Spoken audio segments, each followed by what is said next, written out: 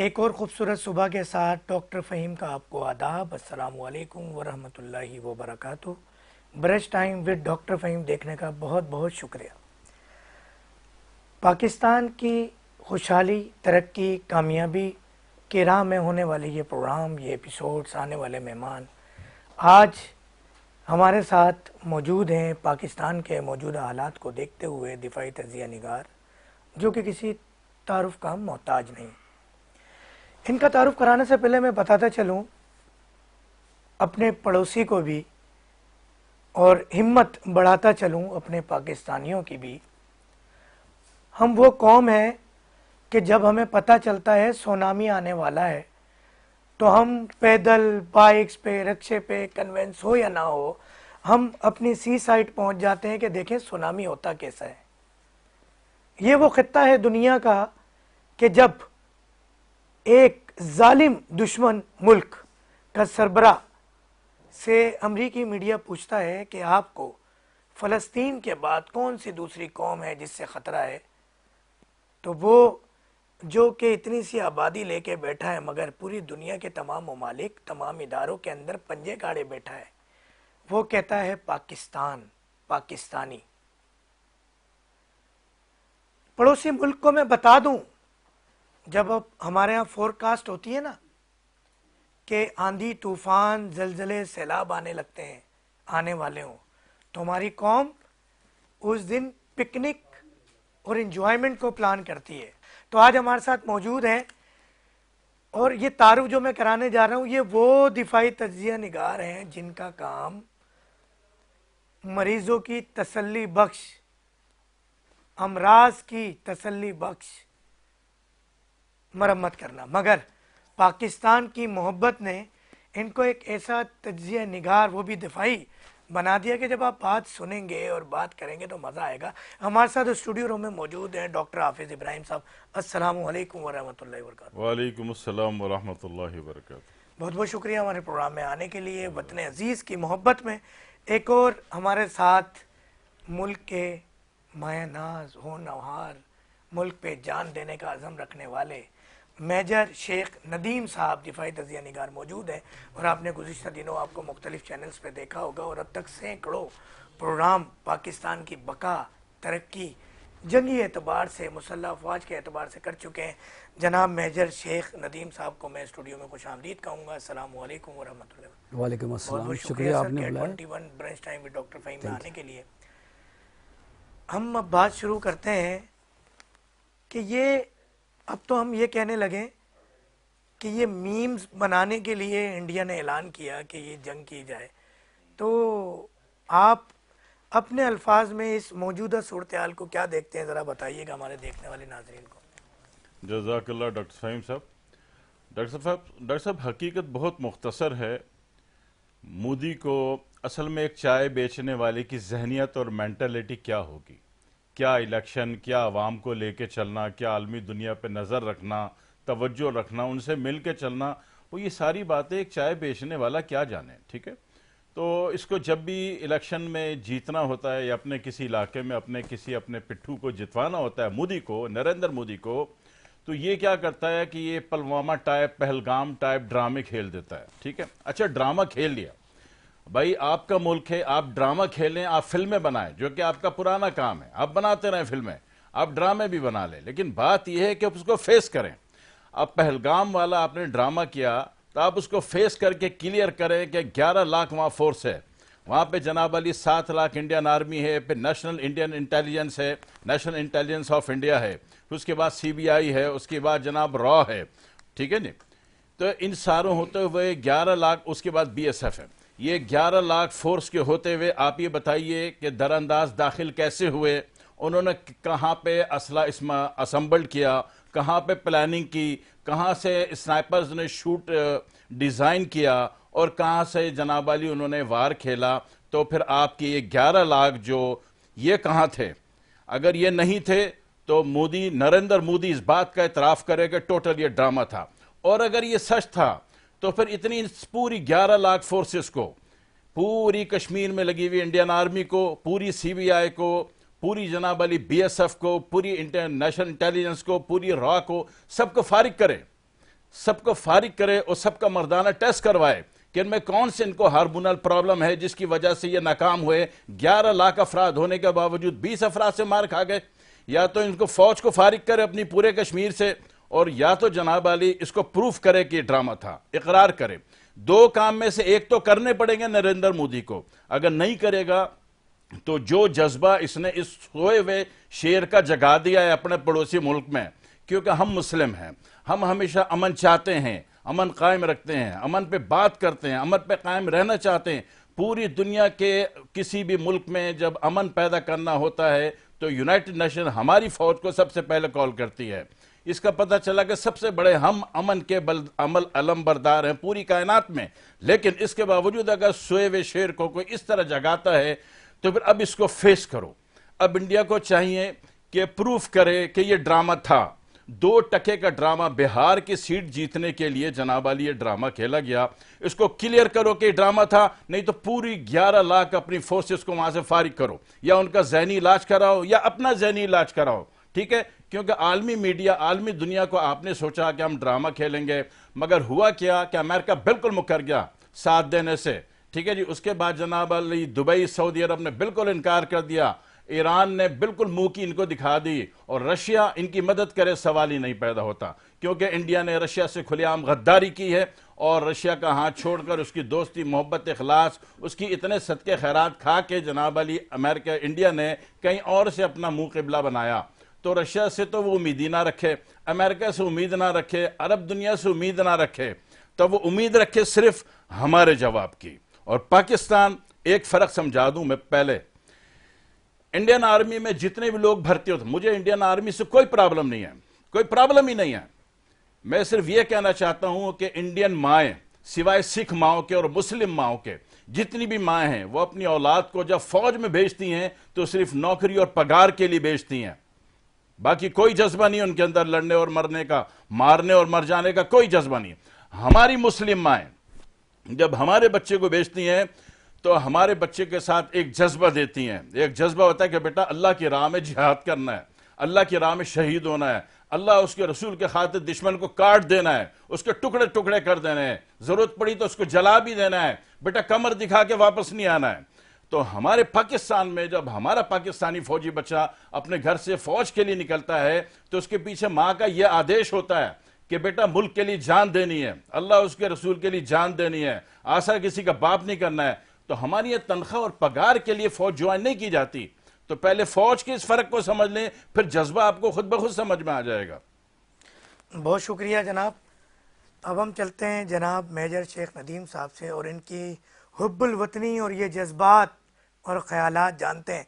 सवाल ये है कि क्या एक सवाल ये भी उठ रहा है कि जब भी पाकिस्तान तरक्की की राह पे गामजन होता नज़र आता है तो हमारे पड़ोसी मुल्क को और एक दो जो ज़बरदस्ती के हमारे माई बाप बनना चाहते हैं तो उनको तकलीफ़ नज़र आती है कि पाकिस्तान खुदा ना खास्ता उनकी नज़र में कहीं मजबूत ना हो जाए तो फिर तो हम तो सुपर पावर गए।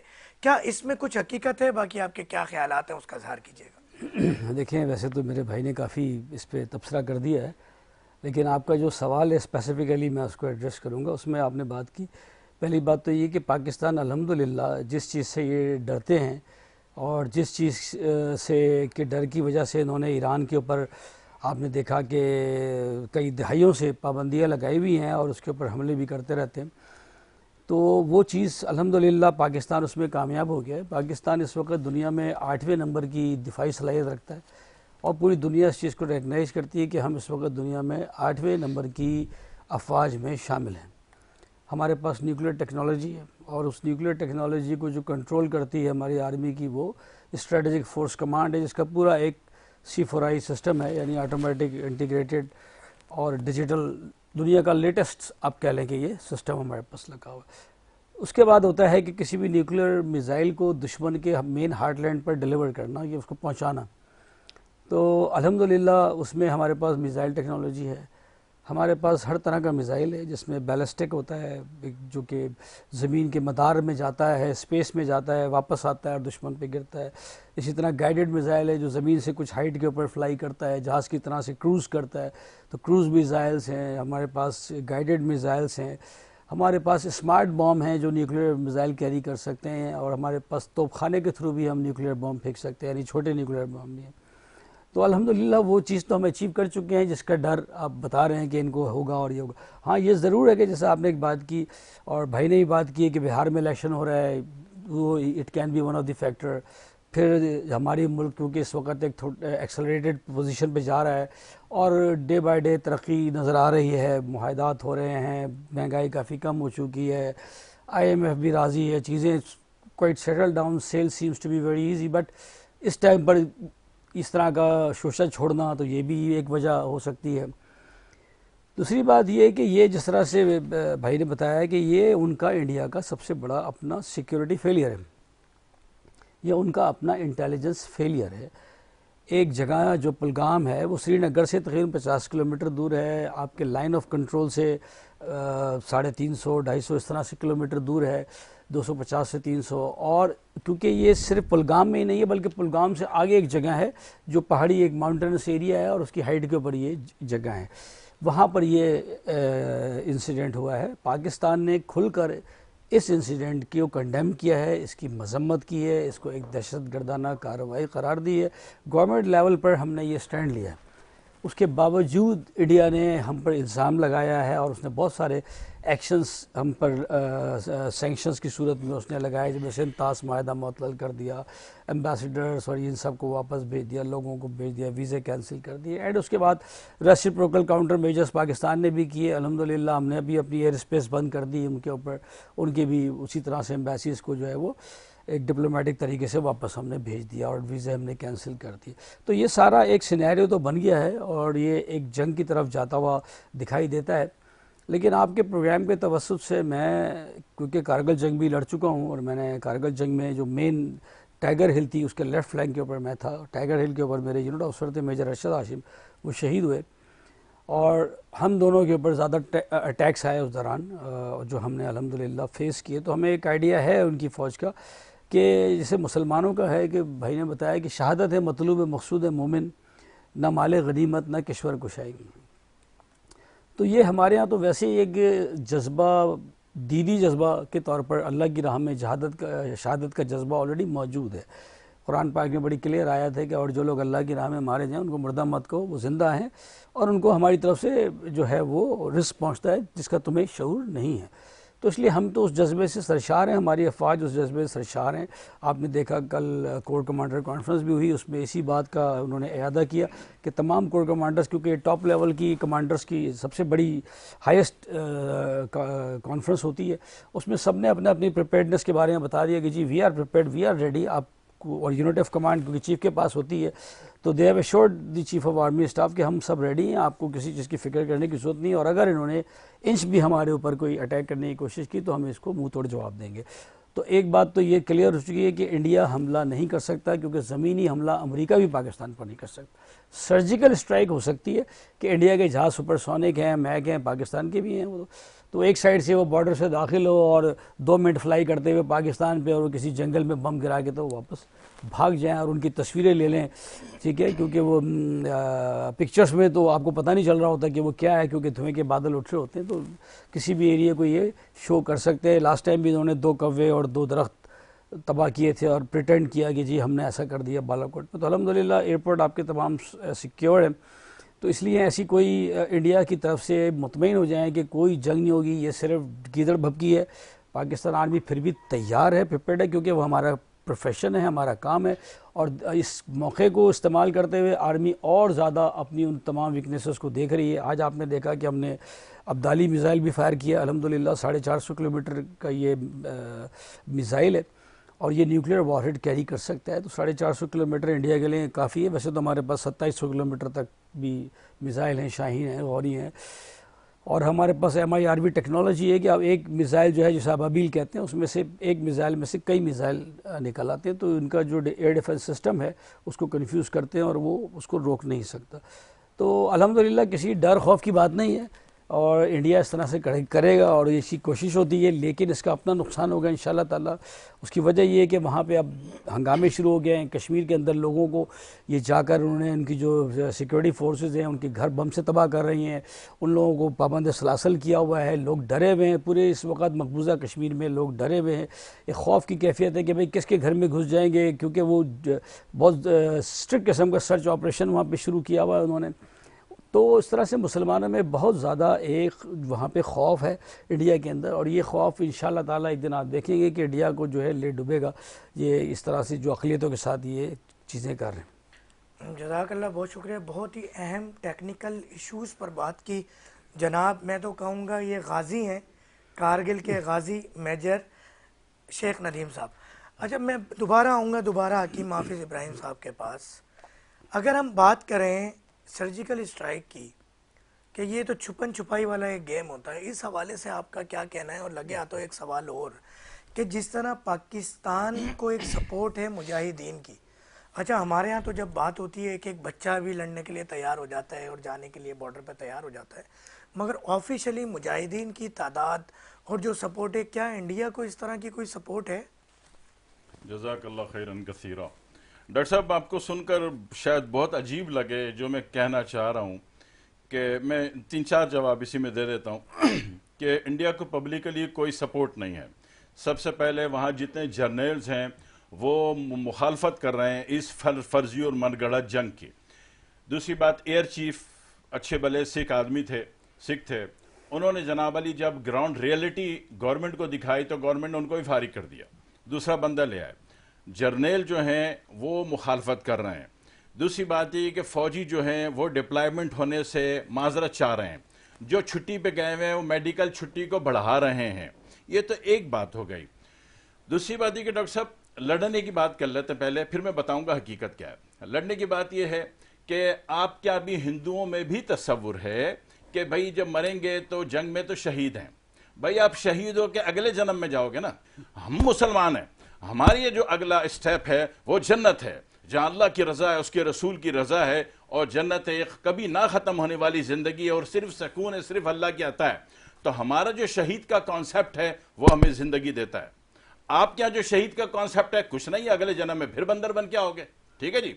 अब वो बेशक आप अपने आप का हनुमान मनवा लो, गणेश मनवा लो, जो इज्जत मांगोगे वो दे देंगे आपको, क्योंकि आप अगले जन्म में आओगे। ये तो बात हुई जंग की। दूसरी बात ये कि जंगी हालात सब टोटल ड्रामा, टोटल फेक, क्योंकि रियलिटी जो खुद रहता है वो जानता है। सबसे पहली बात यह है कि एक गाड़ी जो है वो अपने 4 टायर पे चलती है, 4 टायर में से एक टायर भी अगर उसका ब्रस्ट है वो गाड़ी चलेगी? नथिंग, कभी नहीं चलेगी। सबसे पहली बात, इंडिया की ईस्टर्न कमांड खत्म हो गई। ईस्टर्न कमांड पे बंगाल ने जो निर्भर था वो बांग्लादेश पे था। बांग्लादेश में मुक्ति बाहिनी के एजेंट हसीना नाम की औरत जो है आज वो जलील और रुस्वा होकर वहां से फरार होगी। ठीक है जी। तो इंडिया की बैक कमांड जो उसकी ईस्टर्न कमांड थी वो टूट गई। ईस्टर्न कमांड टूटने के बाद फिर इंडिया आता है। फिर इंडिया का बचा कुचा हिस्सा 6-7 उसकी सिस्टर, ठीक है, 6 सिस्टर में से 7 सिस्टर कह लीजिए, उसमें आता है नागालैंड, आसाम, मिजोरम, मेघालय, मणिपुर। ठीक है ना, ये सारे इलाके जो आते हैं ये पूरे के पूरे इंडिया के हाथ से निकल चुके। पूरी दुनिया का मीडिया इस मौजू पे बात नहीं कर रहा, मुझे नहीं पता क्यों नहीं कर रहा। दर हकीकत ये जो इंडिया के इतराफीन आसाम, नागालैंड, मिजोरम, मेघालय और जना मणिपुर के इलाके इंडिया के हाथ से टोटल खत्म हो चुके। बोलो क्यों, क्या जंग करके? नहीं नहीं नहीं, इंडिया की लॉजिस्टिक नहीं है वहां पर, बांग्लादेश रास्ता नहीं दे रहा। और इंडिया की जो सेंट्रल कमांड है, सेंट्रल कमांड जो है, मरकजी कमांड जो लखनऊ में बैठी हुई है, वो ईस्टर्न कमांड के खत लिखने को कह रही है कि हमारे पास कोई खाने पीने तक को नहीं है, असला किधर से देंगे। वेपन स्केल इतना गिरा हुआ है कि इंडिया के पास इस वक्त इतना असला है जो उनकी तोपों और गनों के अंदर है। ठीक है ना, बेसिकली जो इंडिया की सप्लाई को हो रहे बिल्कुल खाली है, वहां पे चूहे कूद रहे हैं। आप छोड़ें गोला बारूद को, चने की दाल नहीं है वहां पे। ठीक है, फिर इंडिया जो है बहुत मजबूर है, वो आसाम, नागालैंड, मिजोरम को किसी सूरत में बचाने के मोड में नहीं है, इसलिए कि उसके पास लॉजिस्टिक नहीं है, उसके पास पैसा नहीं है, उसके पास मोरल सपोर्ट नहीं है। तो समझ लीजिए कि इंडिया की ईस्टर्न कमांड तो गई। एक टायर पंक्चर हो गया। अच्छा, अब आ जाए वेस्टर्न कमांड पर। वेस्टर्न कमांड पर है हमारा भारतीय पंजाब, और ये पंजाबी जो है ना, ये जो सिख है, ये कल भी हमारा भाई था, हमारे गुरुओं का बेटा था, और ये आज भी हमारा भाई है, हमारे गुरुओं का बेटा है। ठीक है ना, सत श्री अकाल, बाबा गुरु नानक के बेटे हैं ये। ठीक है जी, तो बाबा गुरु नानक के बेटे कल भी हमारे थे, आज भी हमारे हैं। तो लिहाजा इंडिया को सवाल ही नहीं पैदा होता कि इंडिया भारतीय पंजाब को टॉप करके, सिखों को क्रॉस करके पाकिस्तान में दाखिल हो। एक सिख, बाबा गुरु नानक का एक सिख पूरी इंडिया में फौज को रोकने के लिए अकेला काफी होता है। सिख सिंह को कहते हैं, सिंह शेर को कहते हैं। तो लिहाजा ये वेस्टर्न कमांड भी गई इंडिया के यहां से। बस के 2 पंक्चर हो गए, कितने टायर बचे? 2। अब आ जाइए नादरन कमांड की तरफ, यस्करदू गिलगित बल्तिस्तान का इलाका। ठीक है ना, अगर इंडिया यहां से मूव करने की कोशिश करता है तो चाइना के पूरे सिस्टम, ट्रैकिंग सिस्टम लगे हैं, उनके सिस्टम में, उनके एलसीडी में जरा सा चूहा भी मूव करना है ना, तो उन्होंने फायर खोल देना है।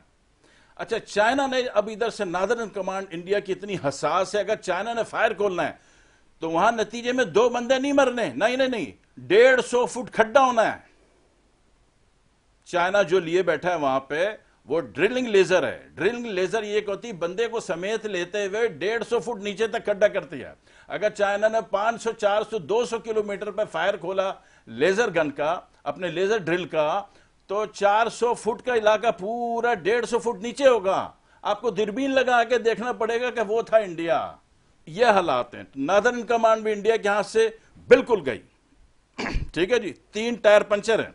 हकीकी यानी ग्राउंड रियलिटी की बात अगर करें, उसके बाद आ गई जनाब वाली साउदर्न कमांड। साउदर्न कमांड 2 हैं, एक पूना में है और एक जनाब जयपुर में है। ठीक है ना, पूना से लड़ने का तो सवाल ही नहीं पैदा होता, पूना वाली से, इसलिए कि वहां के लिए हमारी नेवी का एक जहाज ही काफी है। क्यों कि इंडियन नेवी बिल्कुल बर्बाद हो चुकी, तबाह हो चुकी, जंग आलूद हो चुकी है। नरेंद्र मोदी 1.5 साल से आर्मी को पैसे नहीं दे रहा। ठीक है ना, इंडियन आर्मी को लग रहा हो कि मैं उनकी मुखालफत में बोल रहा हूं, खुदा की कसम मैं उनकी हिमायत में बोल रहा हूं कि मोदी को चाहिए कि उनको पैसे दे। और लगा कहां रहा है? अपने गुजरात में। ठीक है ना, ये जयपुर का इलाका, पीछे गुजरात का इलाका, वहां पे करोड़ों अरबों खरबों की इन्वेस्टमेंट कर दी इसने, सारा पैसा इधर लगा दिया। तो अब जयपुर की जो सदर्न कमांड है, यहां से तो ये लड़ ही नहीं सकता। यहां से तो पाकिस्तान का एक मिसाइल भी फायर हो गया, एक मिसाइल, बगैर शोर, बगैर शराबे, बगैर जंगी हालात के, तो इंडिया की पूरी इंडस्ट्रियल स्टेट गुजरात तबाह बर्बाद, खशो खाशाक हो जाएगी। तो इंडिया के पास बचा क्या लड़ने को? हमारे पास कुछ भी नहीं बचा। रही सेंट्रल कमांड, और सेंट्रल कमांड हो गई, और एक उनकी ट्रेनिंग कमांड है जो शिमला में बैठी हुई है। मसले है कि ये तो किसी काम की नहीं होती। सेंट्रल कमांड का काम तो कोर कमांडिंग करना है, और जनाब वाली वो ऑर्डर जारी करने, ऑर्डर रिसीव करने, या हुक्मरानों को, नरेंद्र मोदी को लेटर भेजना है कि खुदा के लिए जंग दिया गला ना करो, साढ़े वाले कुछ है ही नहीं, कोई नहीं। ठीक है ना, तो ये तो कमांड कंट्रोल होती है, इसको छोड़ दें आप सेंट्रल कमांड को, ये किसी काम की नहीं है। दूसरा, शिमला में जो ट्रेनिंग कमांड बैठी है वो भी किसी काम की नहीं है, उसको भी छोड़ दें। वो बच्चे हैं वहां घूमने फिरना, याशी करने, मौज मस्ती करने गए हैं, आगे उन्होंने जॉब शॉब कोई नहीं करनी होती। बड़े अफसरान के बच्चे होते हैं जो शिमला में जितने भी नजर आते हैं आपको, शिमला में, इंडिया में ट्रेनिंग कमांड में, तो उनको भी छोड़ दें। तो 4 कमांड इंडिया की खत्म, ग्राउंड रियलिटी ब्रस्ट, तो लड़ेगा किससे? बहुत अहम गुफ्तगू, वो मालूमात जो अब तक पाकिस्तान, इंडिया समेत पूरी दुनिया के किसी मीडिया चैनल पर नहीं देखी होगी। इस तरह की मज़ीद इन्फॉर्मेशन के लिए देखते रहिएगा, उठ के कहीं जाइएगा नहीं। चंद मिनट का ब्रेक है, brunch time with doctor Faheem.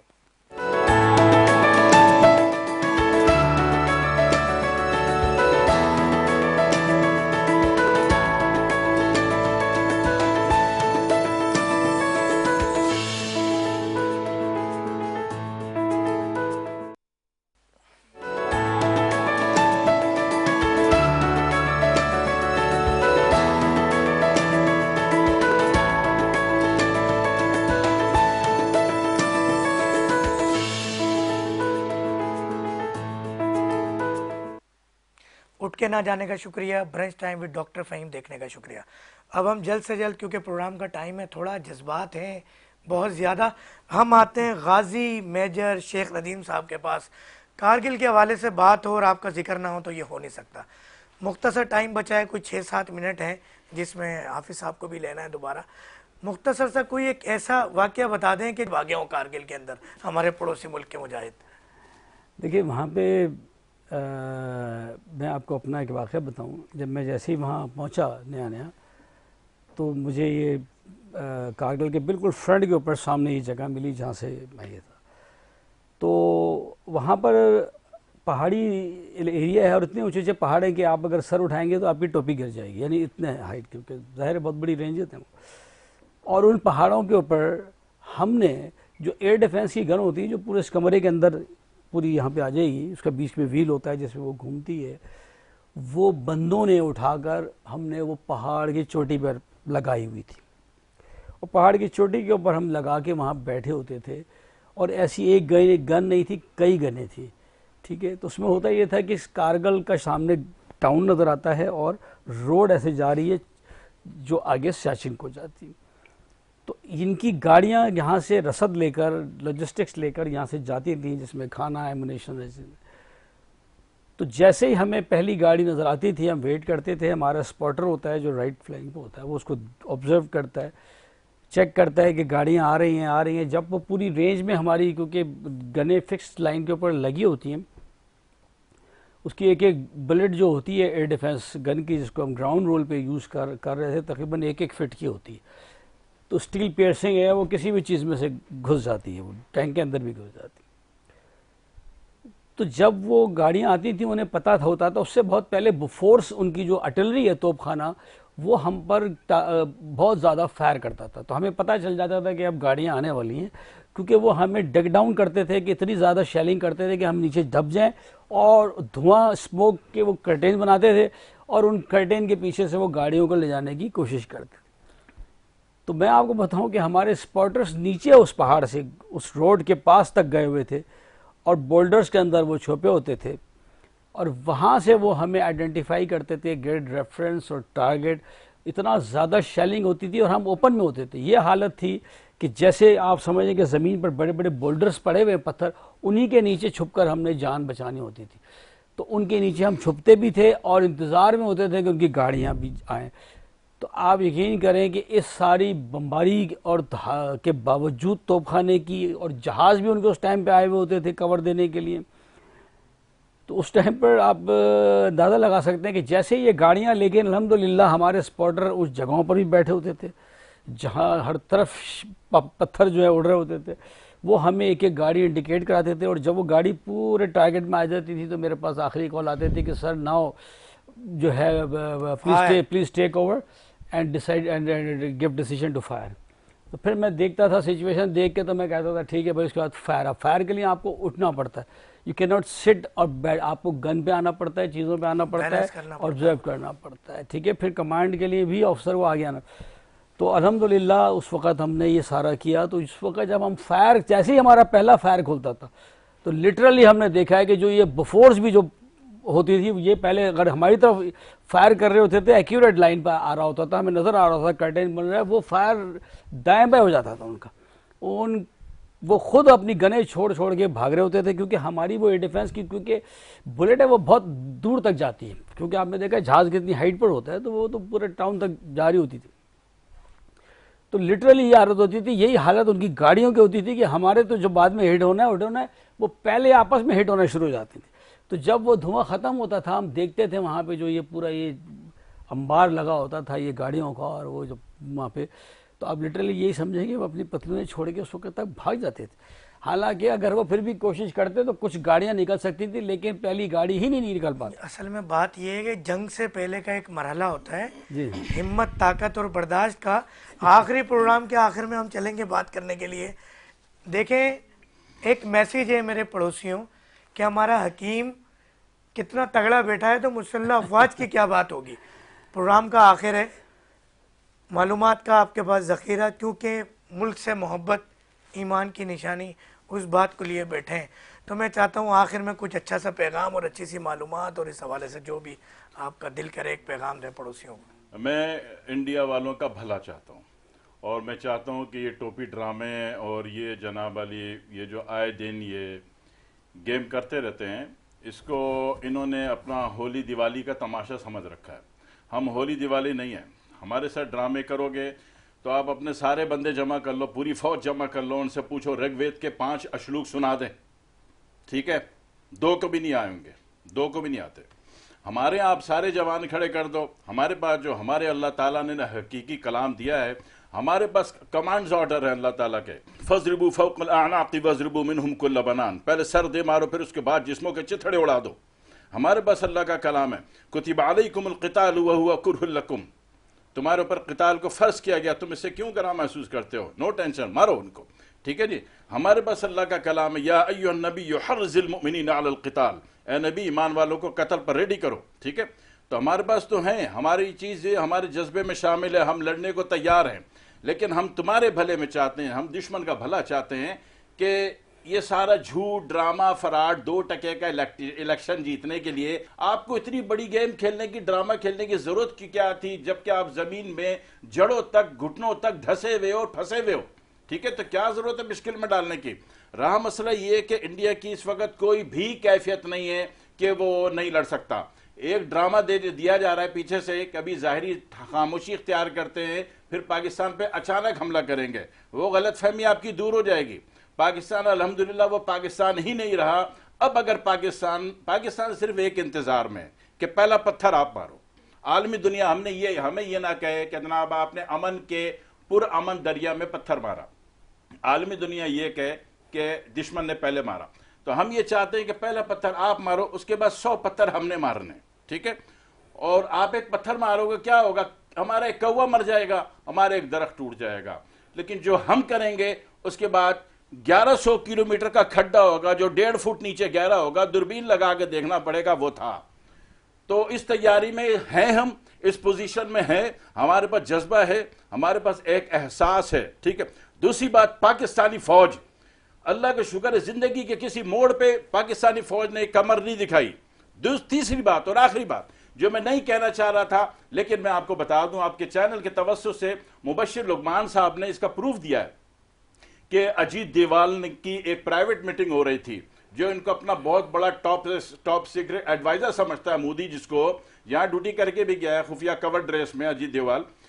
वो कहता है कि जनाब जिस तरह बांग्लादेश में हमारी फौज ने यानी इंडियन फौज ने पाकिस्तानी फौज बनकर मुसलमानों का कत्लेआम किया था, इसी तरह अजीत डोभाल की ये वीडियो कबल इसके कि इंडिया उड़ा दे, इसको डिलीट कर दे, जल्द से जल्द इसको देख लीजिए, कि वो कहता है कि इसी तरह हमने बलोचिस्तान में पाकिस्तानी फौजी बनके हमने बलोचों का कत्लेआम और इनका जीना हराम किया। फिर बोलता है कि इसमें हमें बांग्लादेश की तरह कामयाबी हुई, जिस तरह बांग्लादेश में लोग पाकिस्तानी फौज से बागी हुए, इस तरह बलोचिस्तान में भी हुए।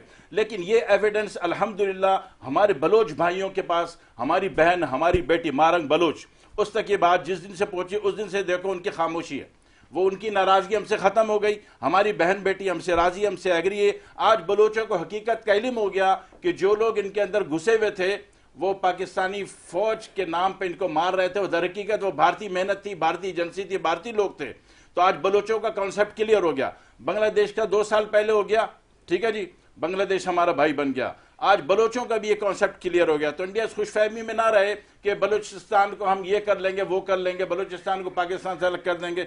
बलोच हमारा भाई था, है, रहेगा। हमारी बहन मारंग बलोच को हकीकत पता चल गई, अजीत डोभाल की वीडियो उसको मिल गई, उसने देख ली, अब देखो अब उसकी नाराजगी खत्म है। अल्हम्दुलिल्लाह अल्लाह हमारे साथ है।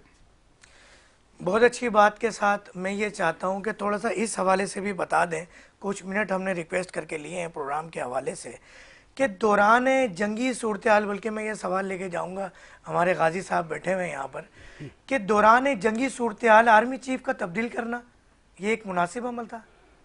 नहीं, देखिए ये तो बिल्कुल नामुनासिब अमल होता है, क्योंकि उस वक्त सारे प्लान आपके फाइनलाइज हो चुके होते हैं। आपकी सारी अप्रिसिएशंस, आपकी सारी कॉन्टीजेंसीज, ऑपरेशनल प्रिपेयर्डनेस, हर चीज़ बिल्कुल फाइनल हो चुकी होती है। उस टाइम के ऊपर ऐसी कोई भी चीज़ करना बहुत ज़्यादा ख़तरनाक होती है, क्योंकि उसमें lack of knowledge, lack of information और पूरा वॉर थिएटर को वो एक साथ एकदम से कम टाइम के अंदर ग्रैस्प करने की कोशिश करना बहुत नुकसानदेह होता है। तो ऐसा तो नहीं होना चाहिए। दूसरी बात वही है कि इंडिया को ये समझ लेना चाहिए कि देखिए पाकिस्तान कोई छोटा मोटा मुल्क नहीं है। अल्हम्दुलिल्लाह, जैसे मैंने कहा 7वें 8वें नंबर पे खड़ा है। जर्मनी भी मिसाइल टेक्नोलॉजी नहीं बना सकता, तो पाकिस्तान के पास मिसाइल टेक्नोलॉजी है इस वक्त। और अल्हम्दुलिल्लाह हमें अगर उन्होंने छेड़ने की कोशिश की तो मैं समझता हूँ कि दुनिया से वो जिस चीज़ की वजह से एक अखंड भारत और वो आरएसएस जिस को वो रिप्रेजेंट करते हैं, वो पूरा दुनिया से ये आप समझ लें कि ये पूरा मज़हब ही ख़त्म हो जाएगा। पाकिस्तान के ऊपर कोई होता है तो अल्हम्दुलिल्लाह इंशाल्लाह कोई फ़र्क नहीं पड़ेगा, लेकिन वो दुनिया से हमेशा के लिए नेस्त व नाबूद हो जाएंगे। उनको इस चीज़ को समझना चाहिए और इस रीजन में रहते हुए उसका मसला ये है कि उसको नफ़रत है मुसलमानों से, और उस मुसलमानों की नफ़रत की वजह से वो पाकिस्तान से नफ़रत करते हैं। इस वक्त जो भी गवर्नमेंट में, जैसे अजीत देवल साहब का इन्होंने जिक्र किया और भी जितने हैं, ये अमित शाह वगैरह, ये सारे ये आरएसएस के गुंडे थे बेसिकली, जो जैसे उन्होंने कहा यहाँ पे भी कार्रवाई करके जा चुके हैं, तो ये सारे वो लोग थे। ये सब इस वक्त जमा हुए हैं और अल्हम्दुलिल्लाह अगर इन्होंने ऐसी कोई कोशिश की तो इनको मुक्की खानी पड़ेगी और पाकिस्तान इंशाल्लाह ताला इनको छोड़ेगा नहीं। बिल्कुल बेहतरीन। आखिरी कोई 30 सेकंड है हमारे पास। हाफिज साहब ये बताइएगा, अमली तौर पर पाकिस्तान का पानी इंडिया बंद कर सकता है? नहीं सर, बिल्कुल भी नहीं कर सकता। अव्वल पहली बात तो ये कि बड़ी अच्छी बात की कि एक तो ये बंद नहीं कर सकता, इतनी ग्राफिक माइंड ये है ही नहीं। दूसरी बात ही, अगर पानी इंडिया सिंतास मुआदे के तहत यहां से बंद करता है तो देवसाई से हम बंद कर देंगे। अगर हम बंद करेंगे तो पूरा इंडिया भूखा मर जाएगा। ये बात क्यों नहीं मीडिया चैनल पर आती, और ये चाहे वो इंडिया हो पाकिस्तान, हम इस बात को क्यों नहीं उजागर करते? हमारे वाला ये है कि लोग सोर्स ढूंढते हैं मीडिया से, सोशल मीडिया से, वो रियलिटी ग्राउंड रियलिटी पर नहीं जाते। ग्राउंड रियलिटी ये है कि जो इंडिया जितने पानी की धमकी दे रहा है उसकी जो जड़ है, जहां से वो पैदा हो रहा है, देवसाई, वो तो हमारे पास है, हमारे पास है। और अगर वहां इंडिया ने इंटरफेयर होने की कोशिश भी करी, एक पत्थर मारा, तो चाइना की तरफ से 1 करोड़ पत्थर बरसेंगे इंडिया के ऊपर अगर देवसाई पे इंडिया ने एंट्री मारी। इसलिए कि वाखान कॉरिडोर हमारे पास है और इंडिया अच्छी तरह जानता है कि चिकन नेक हमारे पास है, 7 सिस्टर उसकी, ये नागालैंड, आसाम, मिजोरम, मणिपुर, हिमाचल प्रदेश और ये जनाब अली, ये सारा इलाका हमारे पास है। ये अब हमारा है, अब इंडिया का नहीं रहा। हमारी मर्जी, हम इसको अमेरिका के दे दें, हम इसको क्रिश्चियन स्टेट बना दें, हम इसको चाइना को दे दें, मर्जी हमारी चलेगी, इंडिया की अब नहीं चलेगी। एक भरपूर नारे के साथ आज प्रोग्राम का इख्तिताम आप कीजिएगा। नारे तकबीर, अल्लाहु अकबर, पाकिस्तान आर्मी जिंदाबाद, पाक फौज जिंदाबाद। फिर मिलेंगे हर हफ्ते इतवार की सुबह 10:05 पर K21 पर brunch time with doctor Faheem.